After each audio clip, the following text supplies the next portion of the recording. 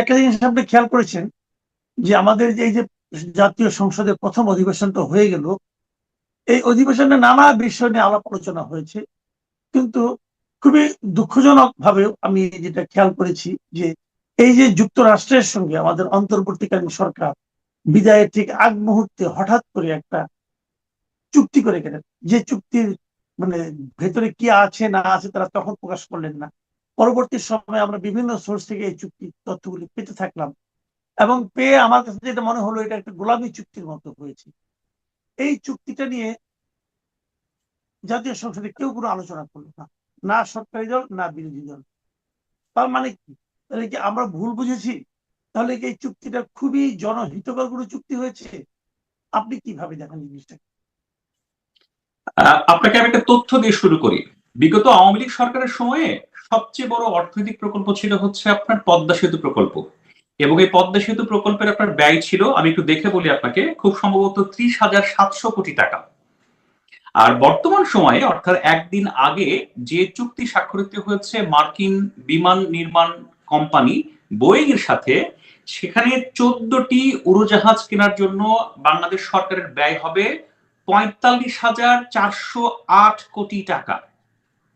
আপনি খেয়াল করে দেখেন, 45,408 কোটি টাকা।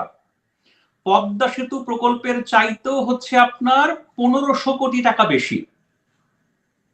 একটু খেয়াল করে দেখেন, এত বড় একটা চুক্তি এই সরকারের বাস্তবায়ন করছে, এই সরকারের সময় কার্যক্রম শুরু হয়েছে, সেই চুক্তি নিয়ে সংসদে একটা কথা বলার সাহস কেউ পায় না। এই চুক্তি নিয়ে তো, এই চুক্তি যদি জনহিতকর হতো, এই চুক্তি যদি আপনার আমার জন্য খুব উপকারী হতো, এই চুক্তি নিয়ে তো বাংলাদেশের সকল গণমাধ্যমে এই সরকারের সাফল্য প্রচার করতে ঢোল পেটানো শুরু করার কথা ছিল।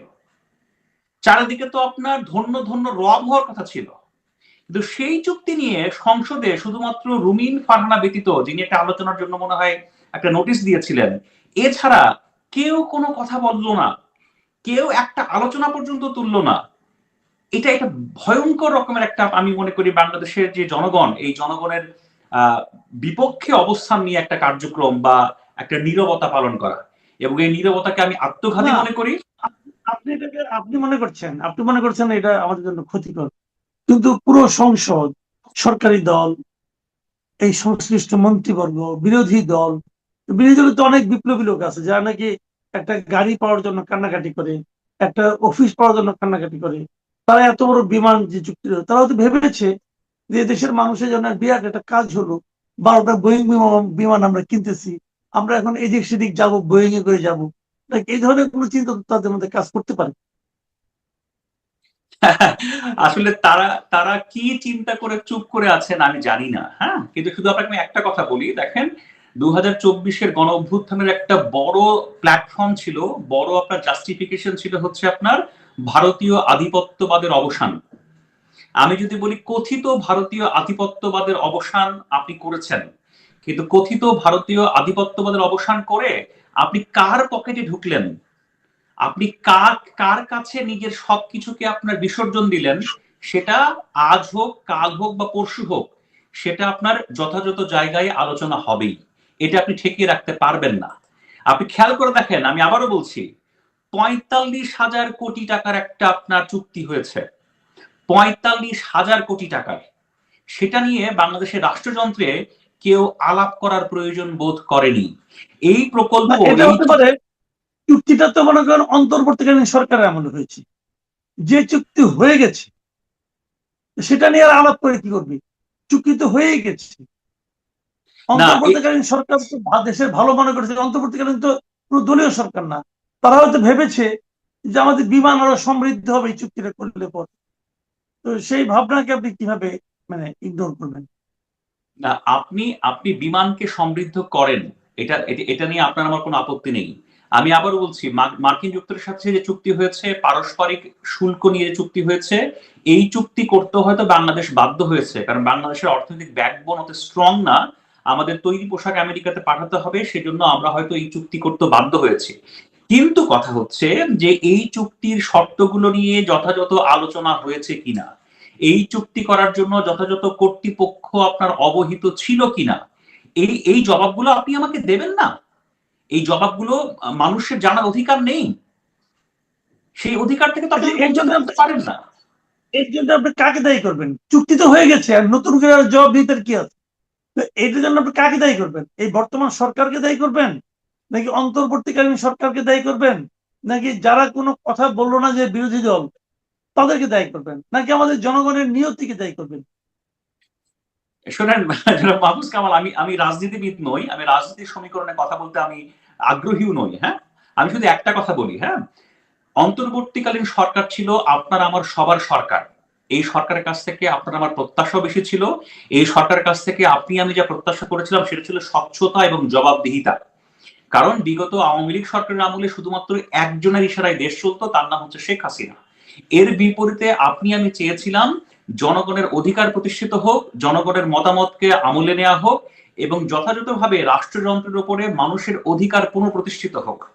কিন্তু ডক্টর মোহাম্মদ ইউনূস সাহেবের এই সরকার ক্ষমতা ছাড়ার মাত্র 3 দিন আগে অর্থাৎ 9 তারিখে এই চুক্তি করতে তারা কেন এত উদ্গ্রীব ছিল, কেন দুদিন পরে জাতীয় নির্বাচন, তার আগে এই চুক্তি তাকে করতেই হলো, এর পেছনে কোনো না কোনো রহস্য আছে, এর পেছনে কোনো না কোনো অশুভ উদ্দেশ্য আছে। সেই অশুভ উদ্দেশ্য হয়তো আপনি আমি এখন জানি না। কারণ এই অন্তর্বর্তী সরকার যারা চালিয়েছে তারা তো খুব বুদ্ধিমান ব্যক্তি। তারা সবাই পিএইচডি করা, ডক্টরেট, দুনিয়ার সকল ধরনের মানুষের সাথে তাদের নানাবিধ যোগাযোগ। তারা যে আপনাকে আমাকে কোথায় আর কিভাবে সর্বনাশ করে গেছে এটা আপনি আমি হয়তো এখনো জানি না। এটা জানতে আমাদের আরো সময় লাগবে। এই না, কিছুটা মার্কিন যেমন আমরা একটা জানলাম, চুক্তি আলাপ বাদ দেন, আমরা অন্তর্বর্তীকালীন সরকারের যে কর্মকাণ্ড তার তো একটা জলজ্যান্ত প্রমাণ আমরা দেখছি অলরেডি, এখনো দেখে চলেছি। যেটা হলো এরই মধ্যে প্রায় বোধহয় 250-র মতো শিশু মারা গেল এই হামের কারণে। এই যে হাম হলো, হামের টিকাটা তারা কিনলো না, এটা ইউনিসেফের কাছ থেকে কেনার কথা ছিল, তারা বাইরে থেকে কিনবে বলে তারা কিনলোই না শেষ পর্যন্ত। তো এটাও তো অন্তর্বর্তীকালীন সরকারের একটা উপহার আমাদের জাতির শিশুদের জন্য। ওটাকে আপনি কিভাবে মূল্যায়ন করবেন? আমি আমি প্রথমে আপনাকে খুব একদম সহজ করে বলি, বাংলাদেশে যে হামের প্রাদুর্ভাব ঘটেছে, বাংলাদেশ যে এখন হামের একটা মহামারীর মধ্যে আছে ইন্টারন্যাশনালি, ধরে শুধুমাত্র এটা কিন্তু বাংলাদেশ নয়, আপনি মনে রাখবেন এই যে এখানে যে হামের মহামারী হচ্ছে এর জন্য আপনার মিয়ানমারও সংখ্যায় আছে, সংখ্যায় আছে ভারত পর্যন্ত। এটা ছোঁয়াচে রোগ, নানা ক্ষেত্রে এই রোগটা ছড়িয়ে যায়। হ্যাঁ, এখন কথা হচ্ছে আপনার এই এই প্রেক্ষাপটে এই প্রেক্ষাপটে যে দায়ী, আমার কাছে মনে হয় এর জন্য পরিপূর্ণ দায়ী হচ্ছে অন্তর্বর্তী সরকার। এবং এই অন্তর্বর্তী সরকারের অথর্ব উপদেষ্টা, যে ভদ্র মহিলার নাম আমি একটু দেখে বলি আপনাকে, আমি লিখে নূরজাহান রাখছি, বেগম। নূরজাহান বেগম। আমি আপনার এই অনুষ্ঠানের মাধ্যমে এই ভদ্র মহিলার ইমিডিয়েট ইমিডিয়েট অ্যারেস্ট কামনা করছি। এই ভদ্র মহিলাকে খুব দ্রুত গ্রেফতার করা হোক। অন্তর্বর্তীকালীন সরকার বাংলাদেশ রাষ্ট্রের যতগুলো বড় সর্বনাশ করছে, এই সর্বনাশের মধ্যে অন্যতম বড় সর্বনাশ হচ্ছে স্বাস্থ্য খাত পরিচালনা করার জন্য একজন অযোগ্য, অথর্ব, আমি বলবো যে সার্বিকভাবেও আনফিট একজন ব্যক্তিকে সেখানে দায়িত্ব দেওয়া হয়েছে শুধুমাত্র ইউনূস সাহেবের কাছের লোক বলে। এবং সেই ভদ্র মহিলা বাংলাদেশের এতগুলো শিশুর মৃত্যুর পেছনে দায়ী বলে আমি মনে করি। দুনিয়ার কেউ মনে করুক আর না করুক, আমি একজন সামান্য নাগরিক হিসেবে এই বাংলাদেশের এই ভদ্র মহিলাকে অ্যারেস্ট করা হোক, এই ভদ্রলোকে দ্রুত গ্রেফতার করা হোক, সেটা আমি কামনা করি। হয়তো তিনি আচ্ছা, গ্রেফতার হবেন না। কেবল ওনাকে বলবেন কেন? ওনার সঙ্গে তো একজন সহযোগীও ছিল, একজন সহকারীও ছিল, অধ্যাপক সাইদুর রহমান। তো উনি তো ডাক্তার মানুষ, উনি এই ব্যাপারটা বুঝলেন না কেন? শোনেন, একটা কথা খুব সহজ করে আপনাকে বলি। হ্যাঁ, অন্তর্বর্তীকালীন সরকারের সবচেয়ে বড় সমস্যাটা ছিল হচ্ছে এই সরকারটা নানাভাবে বহু কিছুকে তোয়াক্কা করেনি। রাষ্ট্রের নিয়ম রীতি ভবিষ্যৎ, হ্যাঁ, রাষ্ট্রটা কোন দিকে যাচ্ছে সেগুলোকে কোনো কিছুই তার তোয়াক্কা করেনি। এই তোয়াক্কা না করার ফল হচ্ছে আমাদের এই 250 শিশুর মৃত্যু। আমি আমি প্রাথমিকভাবে এই ভদ্র মহিলার গ্রেফতার কামনা করি। এই ভদ্রমহিলাকে দ্রুত গ্রেফতার করা উচিত, নাম্বার 1। তার পরবর্তীতে এর সাথে আরো যারা যুক্ত অবিলম্বে তাদেরকে আইনের আওতায় আনা উচিত। তারা 3টা সর্বনাশ করছে বাংলাদেশের। এই 150 শিশু তো মারা গেছেই। আমাদের যে ধরেন ভ্যাকসিনেশন নিয়ে আমাদের একটা অহংকার ছিল যে আমরা একটা অতি দরিদ্র দেশ, তারপরেও ভ্যাকসিনেশন নিয়ে আমরা অনেক ভালো একটা জায়গায় ছিলাম। আমাদের সেই অহংকারটাকে তারা নষ্ট করে দিচ্ছে। আর থার্ড হচ্ছে বাংলাদেশ কিন্তু এখন আরো ঝুঁকিপূর্ণ দেশ, কারণ হচ্ছে এই হাম, এটা কিন্তু এখন পার্শ্ববর্তী দেশেও ছড়িয়ে পড়ার শঙ্কা করা হচ্ছে আপনার আন্তর্জাতিক সংস্থাগুলোর তরফ থেকে, যেটা আপনার আমার জন্য ভালো কিছু নয়, এটা একটা কলঙ্ক তিলক। এবং এই কলঙ্ক তিলক উপহার দিয়েছে আপনাকে আমাকে ইউনূস সাহেবের অন্তর্বর্তী সরকার এবং তার অথর্ব উপদেষ্টা নূরজাহান বেগম। আমি দ্রুত অন্তত এই ভদ্র মহিলাকে গ্রেফতার যাতে করা হয় সেই দাবি আমি আপনার মাধ্যমে জানিয়ে যাচ্ছি। আচ্ছা, তাহলে আমরা আমরা যদি আবার একটু ওখানে যাই, আগের ঘটনায় যাই, আপনার নিশ্চয়ই মনে আছে যে অন্তর্বর্তীকালীন সরকারের যে যে চুক্তিটা আমরা শুরুতে আলাপ করলাম, যেটাকে আমি ব্যক্তিগতভাবে একটা গোলামী চুক্তি মনে করি, এই চুক্তির সঙ্গে একদম অপ্রাসঙ্গিক ভাবে খুব জড়িত ছিলেন আমাদের তৎকালীন নিরাপত্তা উপদেষ্টা ডক্টর খলিলুর রহমান, এবং বাণিজ্য উপদেষ্টাও ছিলেন, এবং সবকিছুই নিশ্চয়ই প্রধান উপদেষ্টার সবুজ সংকেত পেয়ে হয়েছে। আপনি নূরজাহান বেগমের গ্রেপ্তার দাবি করছেন, এই তিন মহাপুরুষের ব্যাপারে আপনার কি মন্তব্য? না, এখানে প্রথমত হচ্ছে ধরেন এই চুক্তিতে, এই প্রথমত ইউনূস সাহেব যে চুক্তিটা বাংলাদেশের জাতীয় নির্বাচনের দুদিন আগে মানে 9 তারিখে করেছেন, আমার কাছে মনে হয়েছে এই চুক্তিটা এত দ্রুত করার পেছনে তার কোনো মতলব আছে, কোনো অসৎ উদ্দেশ্য আছে। এই চুক্তির মাধ্যমে তিনি অন্য কিছু হাসিল করতে চান বা অন্য কাউকে কোনো কিছু দিতে চান, তার একটা আপনার মতলব ছিল বলে আমি মনে করি, নাম্বার ওয়ান। নাম্বার টু হচ্ছে, দেখেন আমি আবার বলছি, I am not the politician, I am not the government policy maker. হ্যাঁ, আমি সমালোচনা করতে পারি এই চুক্তির আর কি কি শর্ত বাংলাদেশ নামক রাষ্ট্রের আপনার অর্থনৈতিক সার্বভৌমত্বকে ক্ষুণ্ণ করেছে, আপনার আমার অর্থনৈতিকভাবে ডিসিশন নেওয়ার সামর্থ্যকে আপনার শেষ করে দিয়েছে, সেটা নিশ্চয়ই আলোচনা করার জন্য আরো অনেক মানুষ আছেন, আরো অনেক প্রেক্ষাপট আছেন, রাজনীতিবিদরা আছেন, তারা হয়তো আলাপ করবেন, তারা আপনার আমার সামনে আনবেন। আমার কাছে মনে হয় সেই বিষয়গুলো হয়তো আগামীতে আলোচিত হবে। আপনি বললেন না যে সংসদে এটা নিয়ে কেউ কোনো কথা বলে না, সবাই মনে হয় মেনে নিয়েছে। শোনেন, এই দিন দিন নয়, আরো দিন আছে, কথাটা মনে রাখবেন। আজকে আজকে আলোচনা হচ্ছে না, হতেও তো পারে দুই বছর পরে এটা নিয়ে কোনো মামলা হতে পারে, হতেও তো পারে 2 বছর পরে এই সরকার, যে সরকার আপনাকে এখন কোনো কথা বলতেছে না, তারাই আবার উচ্চকিত হতে পারে, হতে পারে।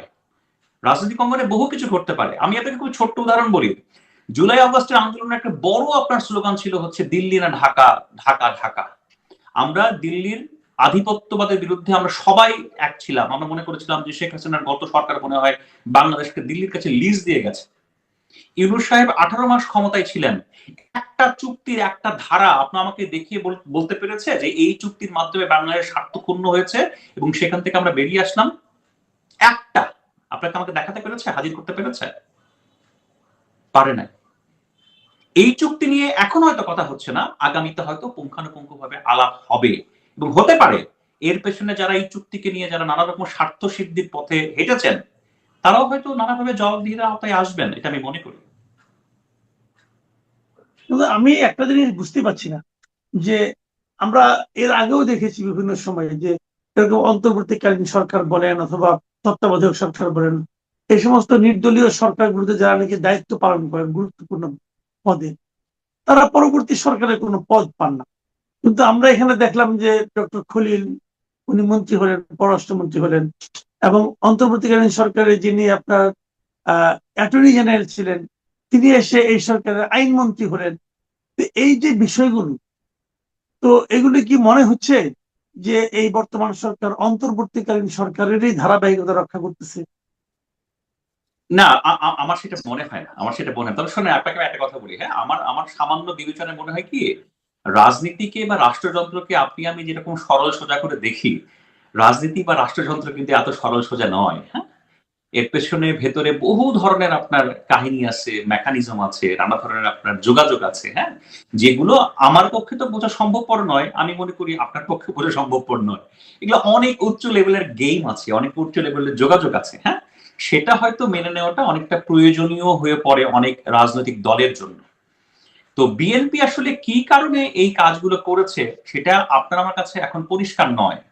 আপনি ধরেন ধরেন এই যে খলিলুর রহমান সাহেব, তিনি আমাদের এখন পররাষ্ট্রমন্ত্রী। হ্যাঁ, বিএনপি তো এই লোকের পদত্যাগ চেয়েছে, প্রেস কনফারেন্স করে পদত্যাগ চেয়েছে। এখন সেই লোককে নিয়ে আপনি মন্ত্রিসভায় নিয়ে এসে বসালেন, এতে আপনার বিএনপির যে মানুষের প্রতি যে কমিটমেন্ট, বিএনপির যে অবস্থান, সেটা আপনার ক্ষুণ্ণ হয়েছে না? অবশ্যই ক্ষুণ্ণ হয়েছে। এখন হয়তো সেই অবস্থানগুলো ক্ষুণ্ণ হওয়াগুলো ছোট, সেগুলো হয়তো এখন এক জায়গায় হওয়ার এখনো সুযোগ পায়নি। কিন্তু এতে মানুষের যে আস্থাহীনতা তৈরি হয়েছে, মানুষ যে এটাকে পছন্দ করেনি, সেটা হয়তো পরে প্রতিফলিত হবে। এই কাজগুলো তারা করেছেন। এখন কেন করেছেন, কি জন্য করেছেন, আপনার আমার করণীয় কি, সেগুলোর জন্য আসলে সময় যেতে হয়। সময় যাক, তারপরে আপনি বুঝতে পারবেন। এত বড় বড় অর্থনৈতিক চুক্তি করলো, যত সময় যাবে তত তো অর্থনৈতিক ভাবে আমরা ক্ষতিগ্রস্ত হতে থাকবো। এখন হতে হতে যখন আমরা ফকির হয়ে যাব, তখন যদি আমরা বুঝতে পারি, তত যদি সময় যায় এবং অত সময় পরে যদি বুঝতেও পারি, কি আর করার থাকবে। এটাকে মনে হয় নিয়তি হিসেবে মেনে নয়, মনে হয় সবচেয়ে ভালো। আমি জানি না আপনি কি বলছেন। আমি আমি আপনাকে, আমার মনে হয় আলোচনাটা আমরা শেষ পর্যায়ে চলে আসি। আপনাকে আমি ছোট্ট একটা উদাহরণ করে বলি। হ্যাঁ, আমি ব্যক্তিগতভাবে বাংলাদেশ নামক রাষ্ট্রযন্ত্রের শীর্ষ পদে ডক্টর মোহাম্মদ ইউনূসের মতো একজন অধ্যাপক, একজন গুণী ব্যক্তি বাংলাদেশকে রাষ্ট্র পরিচালনা করছেন, এটা তিনি দায়িত্ব পাচ্ছেন, প্রাথমিকভাবে আমি খুব উচ্ছ্বসিত হয়েছিলাম। আমি ভীষণভাবে আশাবাদী ছিলাম যে এবার মনে হয় বাংলাদেশের রাষ্ট্রযন্ত্রে আপনার ইতিবাচক কিছু পরিবর্তন আসবে। কিন্তু ডক্টর মোহাম্মদ ইউনূস কি জিনিস, হ্যাঁ, ইনি কি জিনিস, এই ভদ্রলোককে দুজন ব্যক্তি খুব ভালো চিনতে পেরেছিলেন। একজন হচ্ছেন শেখ হাসিনা, আর আরেকজন হচ্ছে আহমদ ছফা নামে একজন জনবুদ্ধিজীবী। আমার মনে হয় আলোচনাটা শেষ, আমি আপনাকে কয়েকটা লাইন একটু পড়ে আপনাকে শুনিয়ে আমি আলোচনাটা শেষ করি। হ্যাঁ, আমি আহমদ ছফার একটা বই আপনাকে দেখাই। এই বইটার নাম হচ্ছে হারানো লেখা। এই বইয়ে 1997 সালে আহমদ ছফার একটা লেখার আপনার রেফারেন্স আছে। এই নিবন্ধের নাম হচ্ছে আপনার সমাজ বনাম সুশীল সমাজ বিতর্ক। সেখানে একটা ছোট্ট চ্যাপ্টারে, ছোট্ট একটা অনুচ্ছেদে আহমদ ছফা লিখেছেন, আমি একটু সময় নিয়ে আপনাকে পড়ে শোনান। উনি বলছেন, প্রফেসর ইউনূস পাট খেতে বটগাছের মতো পৃথিবীর সামনে মাথা উঁচু করে দাঁড়িয়েছেন। আমরা একটু গর্ববোধ না করে পারি না, কিন্তু বাংলাদেশের মতো একটি ছোট্ট দেশ ওই রকম বিশাল দানবীয় আকারের মানুষের ওজন বইতে পারবে কিনা, সেটাই হলো কথা। তিনি বিধবা, বেওয়া, হাড় জিরজিরে, ন্যাংরা, নুলো এসব মানুষকে তার সুদের কারবারের সঙ্গে জড়িয়ে ফেলে আন্তর্জাতিক ধনবাদের সাথে একটি গাঁট ছড়া বেঁধে ফেলেছেন। পশ্চিমাদের এই ওয়ান্ডার বয়, আমি শব্দটা আবার বলছি, ডক্টর আহমদ সাহেব বলছেন, পশ্চিমাদের এই ওয়ান্ডার বয় আমাদের সমাজকে কোথায় নিয়ে যাবে। প্রফেসর ইউনূস যা করেছেন এবং বিশ্বব্যাপী তার যে পরিচিতি, তুলনামূলক বিচার করলে দেখা যাবে কুকুরের চাইতে তার লেজ অনেক গুণ লম্বা হয়ে পড়েছে। রামায়ণের হনুমান তার দীঘল লেজ দিয়ে একবার স্বর্ণলঙ্কা দাহ করেছিলেন। প্রফেসর ইউনূস তার আন্তর্জাতিক লেজ দিয়ে সোনার বাংলার কি দশা করেন, সেটা দেখার অপেক্ষা। আমার আর কিছু বলার নাই। জি, অনেক ধন্যবাদ জনাব ফারহাদ মিনহাজ। কত নারীর সম্ভ্রম নষ্ট করা হয়েছে, কত শিক্ষা প্রতিষ্ঠান ছারখার করে দেওয়া হয়েছে, কত ব্যবসা প্রতিষ্ঠান গুড়িয়ে দেওয়া হয়েছে, মক করে কত সংসার ভেঙে দেওয়া হয়েছে, এবং টেকনাফ থেকে তেঁতুলিয়া পর্যন্ত কিভাবে যে কান্নার রোল বয়ে গেছে, সেটি নিয়ে আগামীতে হয়তো মহাকাব্য রচিত হবে। এবং সেই কাব্যে ভিলেন হিসেবে যেভাবে ডক্টর মোহাম্মদ ইউনূসের নাম আগামীতে থাকবে, এই বাংলায় ওইরকম ভিলেন আর কখনো তৈরি হয়নি, যে একটা পুরো সমাজকে নষ্ট করে দিয়েছে, রাষ্ট্রকে নষ্ট করে দিয়েছে, পুরো সিস্টেমটাকে একেবারে ওলট পালট করে দিয়েছে। এই ইউনূস জামানাতে আরও একটা কাজ হয়েছে, সেটা হলো মারাত্মকভাবে অশ্লীলতা, অশ্রাব্যতা, এটি রীতিমতো প্রাতিষ্ঠানিক রূপ লাভ করেছে। যে কোনো সম্মানিত জ্ঞানীগুণী লোক তাকে গালমন্দ করা, তার সঙ্গে যৌনতা জড়িয়ে দেওয়া, পোলাও কুরমার সঙ্গে মলমূত্র আবর্জনা একত্রে মিলিয়ে মানুষকে খেতে বাধ্য করা। এবং যে কোনো মানুষ সে সমাজের যেই পর্যায়ে রয়েছে, ডাজ নট ম্যাটার, যখনই আপনার পছন্দ হবে না তাকে আপনি নির্বিবাদে অকথ্য, অশ্লীল, অশ্রাব্য ভাষায় গালাগাল দিতে পারবেন। এই স্বাধীনতা ডক্টর মোহাম্মদ ইউনূসের জামানাতে অবারিত করা হয়েছিল। এবং সেই স্বাধীনতার কারণে তারেক রহমান সাহেবকে উদ্দেশ্য করে 1, 2, 3, 4 তারেক রহমানের ঢ্যাসমার। অর্থাৎ এই যে সমকামিতা শুধু বিষয় না, পুরুষ ধর্ষণের, এবং যেন পুরুষ নয়, রাজপুরুষ ধর্ষণের যে উন্মত্ততা, রাজাকে ধরতে হবে। আমরা এতকাল যে নিজেদের কাম চরিতার্থ করেছি, কখনো নিজেদের যৌন উন্মাদনা চরিতার্থ করার জন্য, বা কখনো প্রতিপক্ষকে ভয় দেখানোর জন্য, কখনো সমাজকে নষ্ট করার জন্য, আমরা যে ধর্ষণ কর্ম চালাই সেটা কখনো পুরুষের উপরে যায়, কখনো নারীর উপরে যায়। কিন্তু যে সমাজে পুরুষকে ধর্ষণ করা হয় বা পুরুষের সঙ্গে পায়ুষ্কাম করা হয়, এ সমাজ, সে রাষ্ট্র, সে জাতি, সে দেশকাল ইতিহাসে রাস্তা করে নিক্ষিপ্ত হয়েছে এবং সে জাতিকে পৃথিবী থেকে আল্লাহ রাব্বুল আলামিন রীতিমতো গজব নাজিল করে ফেরেশতা পাঠিয়ে জমিন উল্টে দিয়ে শেষ করে দিয়েছে। কিন্তু আমরা অতীতে যেটা দেখেছি সেটি হলো মানে এই ধরনের মন্দ কাজ, জেনা, ব্যভিচার, এগুলো সমাজের একটা নির্দিষ্ট লেভেলে এগুলো মানে প্রচলিত ছিল। কিন্তু কোনো নবীকে, কোনো রাসূলকে, কোনো রাজাকে, কোনো বাদশাকে, কোনো মন্ত্রীকে সেখানে ধর্ষণের শিকার হতে হয়েছে, কোনো রানীকে ধর্ষণের শিকার হতে হয়েছে। এই ধরনের নজির প্রাচীন জামানাতে, ফেরাউন জামানাতে, কোনো অসভ্য জামানাতে ছিল না। সাধারণত দুর্বলের উপরে এই জিনিসগুলো করা হয়। কিন্তু ইউনূসের জামানাতে যেটা হলো যে সবচেয়ে শক্তিশালী যে মানুষগুলো আছে তাদেরকে ধর্ষণ করতে হবে, সে নারী হোক কিংবা সে পুরুষ হোক, তাদেরকে ধর্ষণ করতে হবে। এজন্য বাংলাদেশের সবচেয়ে বড় বড় যে প্রতিষ্ঠানগুলো, আলোকবর্তিকা যে শিক্ষা প্রতিষ্ঠানগুলো আলোক ছড়াবে, আমাদের গর্বের যে শিক্ষা প্রতিষ্ঠান, সেই শিক্ষা প্রতিষ্ঠানগুলো থেকে আক্রমণ চালানো হলো। 1, 2, 3, 4 তারেক রহমানের ড্যাশ মার, তারেক রহমানকে ওটা করো। তখন তিনি প্রধানমন্ত্রী হননি। তো এই যে তিনি প্রধানমন্ত্রী হবেন তার আগেই তাকে অপমানিত, লাঞ্ছিত করার যে প্রক্রিয়াটা, যে অভ্যাসটা যারা শুরু করেছে, সে অভ্যাস তারা কিন্তু বন্ধ করেনি।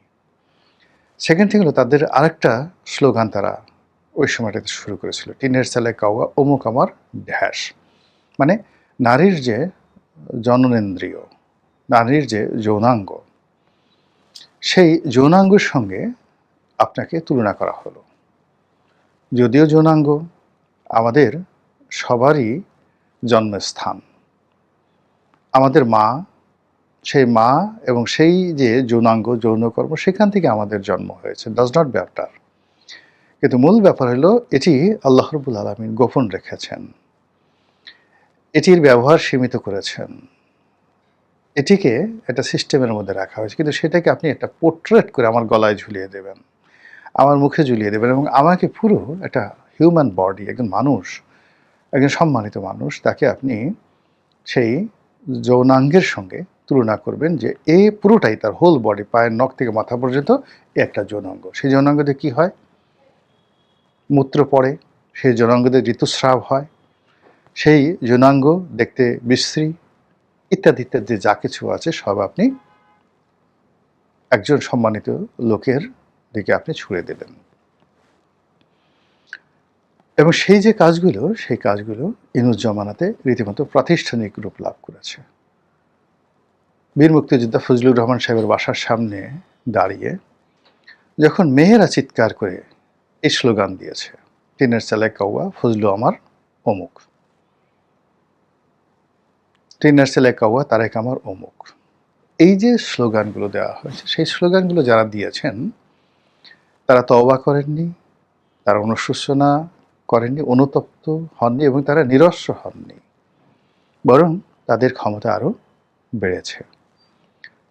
তারা এই যে বর্তমান জামানাতে কতটা দুর্নিবার হয়ে পড়েছে এবং কতটা যাকে বলে অশ্লীল এবং অশ্রাব্য হয়ে পড়েছে, তার প্রমাণ আপনারা লক্ষ্য করবেন যে স্বয়ং জামাতের আমির, স্বয়ং তারেক রহমান, তার কন্যা জাইমা রহমান, তাদেরকে নিয়ে যে অশ্লীলতা শুরু হয়েছে, অশ্রাব্যতা শুরু হয়েছে, এই অশ্লীলতা, অশ্রাব্যতা ওই ইউনূস জামানাতে যা কিছু হয়েছে তা কেবল স্লোগানের মধ্যে সীমাবদ্ধ ছিল। তারা এগুলো শুধু স্লোগান দিয়েছে, মানুষকে ইনফ্লুয়েন্স করেছে, আমরা এই কাজ করতে চাই, উই ক্যান ডু দিস, আমরা এটা করতে পারি, বা উই মাস্ট ডু ইট, আমরা এটা করবো। কিন্তু তারা করেনি। কিন্তু এই জমানাতে এসে তারা সেই কাজগুলো করার চেষ্টা করেছে। অথচ আমি ধারণা করেছিলাম, আশা করেছিলাম, এক্সপেক্ট করেছিলাম যে একটি রাজনৈতিক পট পরিবর্তনের পর, একটা গণতান্ত্রিক পরিবেশ আসার পর দেশের সার্বিক পরিস্থিতি শান্তিপূর্ণ হবে, সুন্দর হবে। কিন্তু সেটা এলোমেলো হয়ে গেছে, উলটপালট হয়ে গেছে। তো যাই হোক, এই কাজগুলো আবার এই যে নতুন করে যে সরকারের 2 মাসের মাথায় নতুন করে শুরু হয়েছে, এবং বিশেষ করে এই পার্লামেন্টে যারা বক্তব্য দিয়েছেন, খুব চৌকুশ বক্তব্য দিয়েছেন, সেটা জামাতের লোক দিন বা বিএনপির লোক দিন বা বিএনপির সাথে যারা জড়িত আছেন দেন, যেমন পার্থ বক্তব্য দিয়েছেন, সালাউদ্দিন সাহেব দিয়েছেন, তারপর ফজলুর রহমান সাহেব দিয়েছেন। এ সকল মানুষদের ব্যক্তিগত জীবন, পারিবারিক জীবন, তাদের কর্ম, তাদের ইতিহাস, তাদের জীবনের যা কিছু ভালো, সব কিছুতেই তারা এই যে তাদের প্রতিপক্ষ যারা ইনুস জামানাতে এই গালাগালিতে এক্সপার্ট হয়েছিল, তারা এই 1, 2, 3 এবং টিনের ছেলে কাউয়া এই জায়গাতে এখন তারা নিয়ে আসছে। একটা জাতির একটা বিরাট অংশ যখন ধর্ষণ করার জন্য পাগল হয়ে যায়, একটা জাতির বিরাট অংশ যখন অশ্লীলতার মধ্যে নিজের সার্থকতা, সফলতা খুঁজে বেড়ায়, কোনো মানুষকে পরাজিত করার জন্যই তাকে গালি দিতে হবে, কোনো মানুষের সঙ্গে আমি পারছি না, দূর থেকে আমার তীর ছুঁড়তে হবে, সরাসরি যুদ্ধ করব না, অনেক দূর থেকে আমি শুধুমাত্র তীর ছুঁড়ব, এই যে শক্তি প্রদর্শন, এই শক্তি প্রদর্শন একটা জাতির জন্য অন্ধকার ডেকে নিয়ে আসে। আমাদের এই দেশের হাজারো সমস্যা, আমাদের এই দেশের একই সঙ্গে হাজারো সম্ভাবনা আছে, কিন্তু এই যে সম্ভাবনাগুলোকে নেতৃত্ব দেবে কারা? সরকার। এই মুহূর্তে সরকার নেতৃত্ব দেবে। এখন সরকারে যে সকল কর্মকর্তা আছেন, মন্ত্রী আছেন, এমপি আছেন, যখনই আপনার তাদের কাউকে পছন্দ হচ্ছে না, সঙ্গে সঙ্গে আপনি শব্দ বোমা ছুঁড়ে দিচ্ছেন, গালাগাল করছেন, কার্টুন আঁকছেন এবং এআই দিয়ে বিভিন্ন রকম ভিডিও তৈরি করছেন। আমি দেখলাম যে এখানে যত, আমি নাম বলবো না, সিনিয়র মন্ত্রী আছেন, সিনিয়র জামাত নেতা আছেন, সিনিয়র সেই এমনকি প্রধানমন্ত্রী আছেন, তাদের সবার অশ্লীল অশ্রাব্য ভিডিও এআইয়ের মাধ্যমে তৈরি করে তার সঙ্গে খুব আজে বাজে গান দিয়ে যেভাবে ছাড়া হচ্ছে, আমাদের সমাজের থেকে রীতিমতো দুর্গন্ধ ছড়াচ্ছে। যেমন ধরুন, ডাক্তার আবদুল্লাহ মোহাম্মদ তাহের, তিনি নিজেকে শিশু মুক্তিযোদ্ধা হিসেবে দাবি করেছেন। তার এই দাবির প্রেক্ষিতে তাকে নিয়ে কি হচ্ছে দেখেন, জাস্ট ইন্টারনেটে গিয়ে একটু দেখেন কি হচ্ছে। কিংবা ধরুন, ফজলুর রহমান সাহেব বলছেন যে আমাকে জামাতের লোকজন ফজা পাগলা ডাকে, এবং তিনি মহান মুক্তিযুদ্ধ নিয়ে চমৎকার বক্তব্য দিয়েছেন। সেই বক্তব্য দেওয়ার পর তাকে নিয়ে ইন্টারনেটে এখন কি ধরনের ট্রল হচ্ছে। আন্দালিব রহমান পার্থ, তারুণ্যের প্রতীক, তো তিনি এই সংসদে বেশ কয়েকটি ভালো বক্তব্য দিয়েছেন, বিশেষ করে 2টো বক্তব্য, এইবার অধিবেশনে একটি বক্তব্য এবং প্রথম দিকে রাষ্ট্রপতি ভাষণের পর তার যে প্রারম্ভিক বক্তব্য, এটি নিদারুণভাবে বিএনপির যারা সমর্থক তাদেরকে উজ্জীবিত করেছে। এবং পার্লামেন্টারি সিস্টেমে এই ধরনের ইনফ্লুয়েন্সিয়াল বক্তব্য সবসময় রেকর্ড হয়ে থাকে। এখন এই বক্তব্য যাদের ভালো লাগেনি, তারা এই তরুণ রাজনীতিবিদের ব্যক্তিগত জীবন, পারিবারিক জীবন, তার কণ্ঠস্বর, তার আচরণ, এগুলো সব নিয়ে ট্রল করছে। তার বাবা কি করতেন, তার মা কি করতেন, তিনি কখন কি কথা বলেছেন, তার কোন আত্মীয়, তার শ্বশুর শাশুড়ি ইত্যাদি নানা বিষয়গুলো নিয়ে। আসলে এই জিনিসগুলো না একটা মানুষের যে কর্মের যে স্পৃহা, এটা নষ্ট করে দেয়।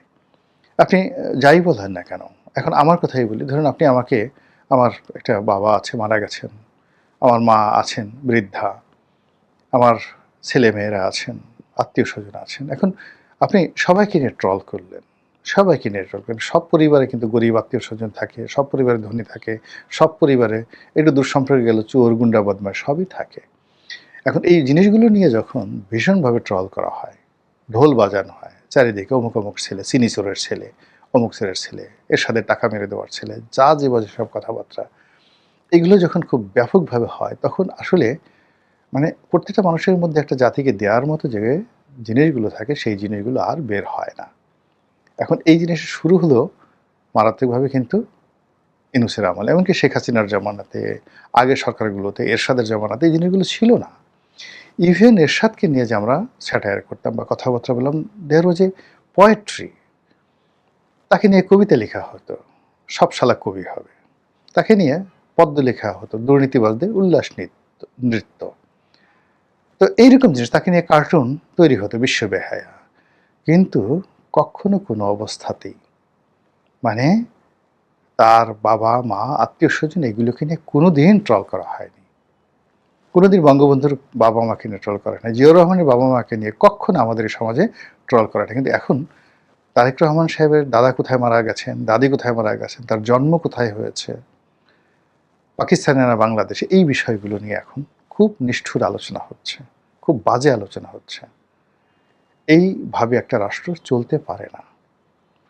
আমাদেরকে বসতে হবে, গোল হয়ে বসতে হবে, আমাদেরকে জনমত তৈরি করতে হবে। যারা এই ধরনের কাজকর্ম করে তাদেরকে ঘৃণা জানাতে হবে, এবং তারা যেভাবে আমাদেরকে ঘৃণা করে ঠিক ওইভাবে নয়, ইন্টেলেকচুয়ালি যেন তারা রেকটিফাই হন, তারা আলোর পথ দেখেন, এবং সেই আলোর পথ যদি আমরা তাদেরকে